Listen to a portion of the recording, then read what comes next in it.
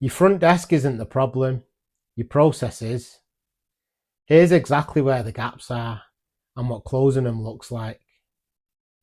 In most clinics, a standard appointment workflow starts when a patient books. Someone logs the details, usually manually, sometimes into a system, sometimes into a spreadsheet, or sometimes nowhere consistent. At some point before the appointment, someone sends a confirmation, and at some point the day before, someone sends a reminder.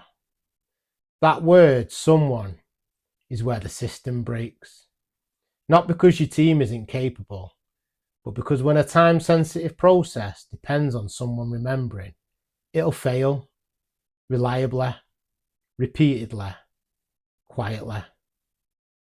A confirmation that doesn't go out leaves the patient uncertain, and an uncertain patient is more likely to cancel or simply not arrive. A no-show is a slot you cannot recover. None of this appears on a report. There's no alert and there's no flag. It just compounds week after week and gets written off as the cost of doing business. There's 3 moments in every appointment cycle where automation does the most work. The first is capture. The moment a patient books, their information such as the name, contact number, reason for visit, and appointment date and time is logged in your CRM automatically. There's no manual entry and no handover between tools. By the time anyone in your team sees that booking, the record already exists.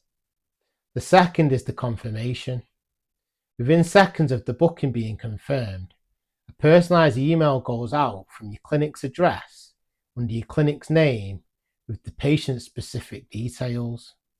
The patient receives something that feels considered, that the system took seconds to build and no one touched it. The third is the reminder, not sent when someone remembers, but scheduled instantly after the booking, timed to arrive at 9 AM the day before, and is sent out automatically, regardless of how busy the practice is that morning. 3 moments, each one previously dependent on the person, each one now handled by the system. What changes isn't just the time saved. What changes is the reliability.